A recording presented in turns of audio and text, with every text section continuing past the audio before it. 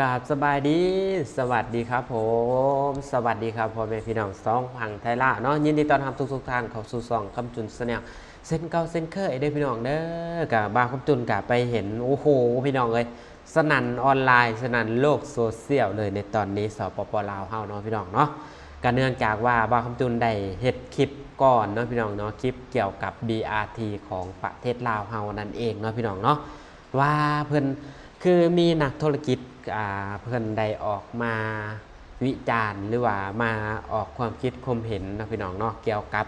การสร้างสถานีของรถ BRT อยู่นครหลวงเวียงจันทน์เฮานั่นเองเนาะอันนี้บอกว่าประเทศใดเนาะพี่น้องก็คือหลายประเทศเพิ่นก็มี BRT เนาะพี่น้องเนาะบอกว่าจะเป็นประเทศไทยก็มี BRT นั่นแล้วประเทศจีนญี่ปุ่นเกาหลียังมี BRT ไซส์หมดแล้วเนาะพี่น้องเนาะก็คือทางรัฐบาลเฮากะเนื่องจากว่าอยากจะให้คนลาวเฮาอยากจะให้ประเทศลาวเฮามีความทันสมัยอยากจะให้คนลาวเฮาได้นั่ง BRT เนาะพี่น้องเพื่อที่จะลดปัญหารถติดอยู่ในตัวเมืองนครหลวงนั่นเองเนาะพี่น้องทางรัฐบาลเพิ่นเลยสุมใส่การสร้าง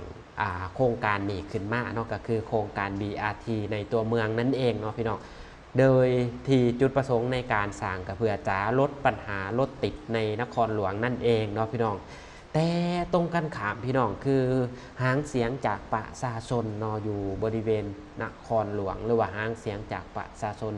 ทั่วไปเนาะเพิ่นได้ออกมาความคิดความเห็นเนาะพี่น้องเกี่ยวกับการสร้างโครงการ BRT อยู่ประเทศลาวเฮาว่ามีความจำเป็นบ่มีความเหมาะสมบ่ในการสร้างสถานีรถ BRT อยู่ตรงกลางถนนเนาะพี่น้องของ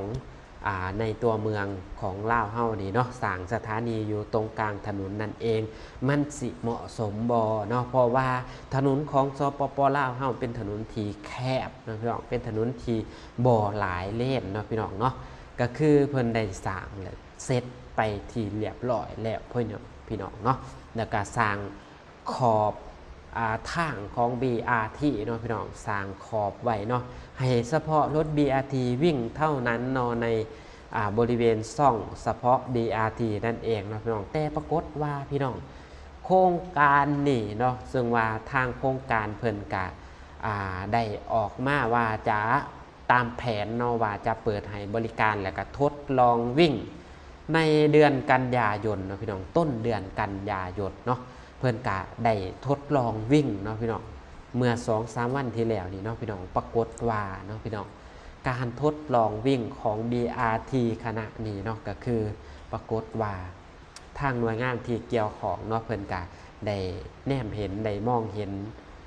ปัญหาที่เกิดขึ้นนะพี่น้อง BRT ที่กำลังสร้างตอนนี้เนาะจุดประสงค์หลักๆแล้วก็คือเฮ็ดให้เพื่อที่จะลดปัญหารถติดในตัวเมืองนั่นเองเนาะพี่น้องแต่ว่าโครงสร้างพื้นฐานหรือว่าโครงสร้างของ BRT นี่เนาะเฮ็ดให้หรือว่าเป็นการออกแบบที่ผิดพลาดเนาะพี่น้องเนาะเป็นการออกแบบที่ผิดพลาดบ่เหมาะสมกับถนนในสปปลาวนั่นเองเนาะพี่น้องเนาะก็คือหลังจากที่ทดลองวิ่งไป3 วันเนาะผ่านไปมื้อนี้ก็คือได้มีข่าวออกมาพี่น้องทางกระทรวงหน่วยงานที่เกี่ยวของเนาะของสปปลาวเฮาเนาะเพิ่นก็ได้ออกมาชี้แจงแล้วเนาะพี่น้องว่าใส่ละหาก็บ่เห็นสัมพี่น้องเอ้ยได้ออกมาชี้แจงเนาะพี่น้องนี่เนาะกระทรวงโยธาการและขนส่งของสปปลาวเฮาได้ออกมาแถลงการว่าโครงการรถไฟขออภัยพี่น้องโครงการ BRT นี่สร้างปัญหาเนาะก็คือเพื่อนออกแบบไปนะออกแบบสร้างสถานีอยู่ตรงกลางถนนนั่นเองนะพี่น้องและก็สร้างขอบทางเฉพาะไว้ให้รถ BRT วิ่งเนาะพี่น้องหลายๆประเทศเนาะก็สร้างขอบทางแบบนี้คือกันเนาะพี่น้องเนาะแล้วก็สร้างสถานีอยู่ตรงกลางนี่ก็มีเนาะบางประเทศเนาะก็มีคือกันเนาะแต่ว่าเฮาต้องมองว่าสภาพโดยรวมของประเทศนั้นเป็นแนวใดเนาะถนนของเขานี่ถนนของประเทศอื่นนี่เป็นถนนที่ใหญ่เนาะพี่น้องเพิ่นสามารถสร้างสถานีตรงกลางได้เนาะตรงกันข้ามกับถนนของสปปลาวเฮาเนาะเป็นถนนที่น้อยเนาะแล้วก็สร้าง สถานีไว้ตรงกลางแบบนี้นะมันเฮ็ดให้รถติดบัดนี้เนาะพี่น้องแล้วก็สร้างขอบทาง BRT นี่ก็เฮ็ดให้ประชาชนที่ใช้ถนนน่ะปีนขอบทางเขาไปวิ่งในเลนของ BRT เลยพี่น้องแล้วเฮ็ดให้ขอบทางนะเพ่ฮักเนาะบัดนี้เนาะพี่น้องและเฮ็ดให้กระทรวงโยธิการและขนส่งของสปป.ลาวเฮาออกมาชี้แจงเนาะแล้วก็ออกมาให้แก้ไขให้โครงการนี้แก้ไขแบบหีบด่วนเนาะแก้ไขเฉพาะทางก่อนเนาะพี่น้องเนาะเน้นเฉพาะเนาะพี่น้องก็คือมาฮอดปัจจุบันนี่การก่อสร้างเฮ็ดให้การจราจรในตัวเมืองนี่มีความติดเพิ่มขึ้นเนาะพี่น้องแล้วก็เฮ็ดให้ประชาชนที่ใส่ถนนหนทางเนี่ยจมเนาะพี่น้องว่ารถติดหนักกว่าเดิมบัดนี้เนาะพี่น้องก็คือกระทรวงโยธิการและขนส่งเพิ่นก็ได้ออกมาให้แก้ไขโดยด่วนแบบนี้เนาะพี่น้องให้รื้อถอนสถานีBRT เฉพาะที่อยู่ตรงกลางถนนเนาะพี่น้องหรือสถานีใดที่สร้างอยู่ตรงกลางถนนนะให้รื้อออกเนาะรื้อออกแล้วไปสร้างใหม่เนาะพี่น้องสร้างอยู่ขอบทางแทบเนาะเพื่อที่จะลดปัญหารถติดในอนาคตอีกเนาะพี่น้องที่สำคัญก็คือตอนนี้นะเพิ่นก็สิรื้อขอบทางเนาะขอบทาง BRT ออกเนาะรื้อขอบทางขอบปูนนะที่เพิ่นเฮ็ดกันไว้เฉพาะให้ BRT วิ่งนะเพิ่นสิรื้อทิ่มเนาะแล้วก็หันมาขีดเส้นเอาแทนเนาะขีดเส้นเอาอย่างก็เพิ่นเอิ้นแต้มเส้นเอาเนาะขีดเส้นเพื่อที่กั้นไว้เพื่อที่เป็นสัญลักษณ์บอกว่าเล่นนี่หันจงให้เฉพาะแต่ BRT วิ่งเนาะและเพิ่นจะเฮ็ดให้ในอนาคตเนาะเมื่อเปิดให้บริการ BRT อย่างเป็นทางการนะพี่น้องเพิ่นก็สิเปิดให้ประชาชนที่ใส่ถนนหนทางนะสามารถเอารถเข้ามาวิ่งอยู่เลนของ BRT นะได้เนาะในชั่วโมงเร่งด่วนเนาะอันนี้เขาล่อฟังว่าเพิ่นจะสีแจงใหม่อีกที่หรือบ่เนาะว่าชั่วโมงเร่งด่วนนะเริ่มตั้งแต่เวลาใดหาเวลาใดเนาะที่อนุญาตให้ประชาชนนะเขาวิ่งได้เนาะในเลนของ BRT นะเพื่อที่จะลดปัญหารถติดได้ในชั่วโมงเร่งด่วนในตัวเมืองเนาะพี่น้องเนาะคืออยู่สปป.ลาวนี่รถยนต์รถอันนี้ก็เยอะพอสมควรเนาะพี่น้องลักษณะแล้วก็เฮ็ดให้รถติดเยอะมากเนาะที่สำคัญกับมาบวกกับถนนหลวงถนนหลักในตัวเมืองนี่เป็นถนนหน่อยเนาะพี่น้องบ่ได้มีหลายเลนเนาะฉะนั้นจึงเฮ็ดให้รถนี่ติดหลายเนาะเพิ่นก็เลยมีคำสั่งเร่งด่วนเนาะให้รีบรื้อถอนเนาะสถานีที่สร้างไปแล้วหรือกำลังสร้างจุดที่อยู่ตรงกลางทางนั้นออกไปสร้างอยู่แค่ทางแทน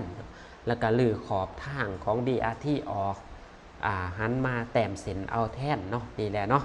หวังว่าโครงการนี้สิดำเนินการต่อไปเนาะแล้วก็โครงการนี้สิประสบผลสำเร็จเนาะเพราะว่าประชาชนซองแซงมาหลายว่ารถติดเนาะเพิ่นก็เลยแก้ไขปัญหานี้ไปก่อนเนาะพี่น้องอนาคตต่อไปเพิ่นก็สิเฮ็ดให้ดีกว่านี้ก็นี่เนาะพี่น้องเนาะนี่แหละเนาะเพราะว่าหลายๆประเทศในการพัฒนาประเทศชาติบ้านเมืองนี่ก็เพิ่นก็จะเน้นการสร้างถนนหนทางเป็นหลักก่อนเนาะพี่น้องเมื่อว่าถนนเฮาเจริญรุ่งเรืองมีความทันสมัยถนนมี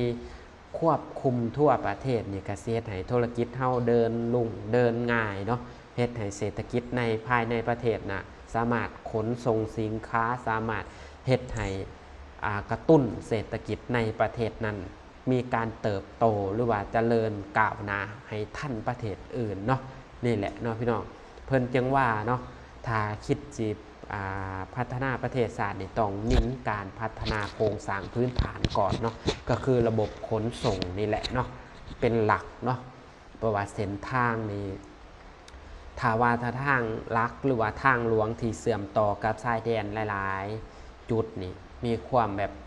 เดินทางสะดวกสบายเศรษฐกิจนี่รุ่งเรืองแน่นอนเนาะประเทศนั้นเจริญแน่นอนเนาะจะได้กะขอใจสวยเนาะหน่วยงานที่เกี่ยวของเนาะก็คือบอกว่าประเทศใดละเพิ่นการเน้นการพัฒนาอยู่แล้วเนาะก็เพราะอันนี้ก็เป็นโครงการดีๆนะถือว่ามีโครงการ BRT ขึ้นมานี่ถือว่าเป็นโครงการดีนะเนาะเพราะว่าคนลาวเฮาก็สิสามารถ ลดผ่อนเนาะก็คือหันมาใช้ BRT แทนเนาะในการเดินทางไปเฮ็ดเวียกเหตุการณ์นะอยู่ในตัวเมืองเนาะก็สิสะดวกสบายขึ้นกว่าเก่าแล้วก็ลดยังก็ลดค่าใช้จ่ายในการซื้อน้ำมันหรือว่าลดค่าใช้จ่ายในการ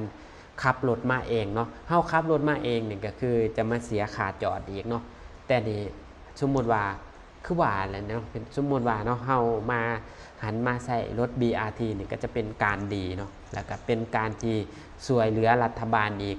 เก็บเงินเขากระเป๋าอีกเนาะพี่น้องเก็บเงินเขาคั่งอีกเนาะในการที่จะไปพัฒนาประเทศชาติต่อเนาะพี่น้องเนาะเดี๋ยวบางคนจุนแกสิไปทดลองนั่งทดลองขี่คือกันเนาะพี่น้องเมื่อเพิ่นเปิดให้บริการอย่างเป็นทางการเนาะสิไปรีวิวให้ PPFC ส้มเนาะคือห่างจากบ้านบางคำจุนตอนนี้600 กว่ากิโลเนาะจุดที่เพิ่นสร้าง BRT เนาะพี่น้องอยู่นครหลวงเวียงจันทน์เนาะส่วนตัวบางคำจุนเองนี่แม่นอยู่ทางภาคใต้ของสปป.ลาวเนาะ คือห่างจากจุดนั้นห่างจากตัวเมืองนครหลวงเวียงจันทน์นี่670 กิโลเด้อพี่น้องเด้อไกลมากคือนั่งเครื่องกับชั่วโมงหนึ่งเนาะถ้าว่านั่งรถนี่ก็น่าจะทั้งวันทั้งคืนเนาะบวกกับถนนหนทางที่บ่ได้สะดวกสบายพ่อปันใดนะพี่น้องเนาะก็คือจะบวกเวลาเข้าไปอีกน่าจะวันหนึ่ง2 วันก็เป็นไปได้เนาะพี่น้องถ้าผู้ใดมีเงินแน่ก็ใครเนาะนั่งเครื่องบินไปโหลดฟิวชั่วโมงเดียวถึงเนาะพี่น้องเนาะนี่แหละเนาะพี่น้องบางคำจุนกะเป็นจะได้จะเอาคลิปนี้มาออกรายการเนาะพี่น้องเรือมาเผยแพร่เนาะก็เนื่องจากว่าบางคำจุนได้ลงคลิปก่อนนะพี่น้องลงคลิปก่อนไปเนาะเกี่ยวกับปัญหาที่เพิ่นกำลังสร้างสถานีรถไฟอยู่ตรงกลางแล้วก็สร้างขอบทางอยู่ตรงกลางเนาะพี่น้องจะเกิดปัญหาอย่างแล้วก็จะเฮ็ดให้รถติดขึ้นกว่าเดิมแล้วก็มี FC บางคนทางประเทศลาวเฮาเนาะออกมาว่าให้บางคำจุนที่บางคำจุนเฮ็ดคลิปเกี่ยวกับสถานีนะว่าเพิ่นออกแบบมาดีแล้วก็ดีแล้วประเทศเฮามี BRT ได้เนาะกับบางคำจุนก็บ่ได้บอกว่ามี BRT มันบ่ดีบางคำจุนบอกว่ามีโครงการ BRT นี่มันดีอยู่แล้วเนาะพี่น้องบ่ว่าประเทศใดก็ตามมีโครงการรถมี BRT นี่คือดีอยู่แล้วนะบ่แม่นว่าบ่ดีนะดีนะพี่น้องคือหลายๆประเทศนี่เพิ่นก็จะเริ่มต้นจาก BRT นี่แหละก่อนแล้วก็หันมาเปลี่ยนเป็นรถไฟใต้ดินรถ BTS รถไฟลอยฟ้าเนาะเพิ่นก็จะคอยไต่ระดับขึ้นเรื่อยๆเนาะเมื่อมีรถไฟฟ้าวิ่งแล้วเพิ่นก็น่าจะยกเลิกก็เป็นไปได้เนาะพี่น้อง BRT เนาะเพราะว่า BRT มันก็วิ่งอยู่ทางลุ่มเนาะมันก็เปลืองถนนไปอีกถ้าว่ามีรถไฟฟ้าวิ่งอยู่ทั้งฝ่าผู้เนาะมันก็สบายไปอีกเนาะมันก็ลดปัญหารถติดไปได้หลายเนาะ100%เลยแหละนี่แหละเนาะพี่น้องเนาะก็ขอบคุณพ่อแม่พี่น้องทุกท่านที่เข้ามาติดตามรับชมเนาะคลิปนี้ก็สิได้จบไปเพียงเท่านี้เด้อพี่น้องเด้อก็สุดท้ายก็สบายดีสวัสดีครับ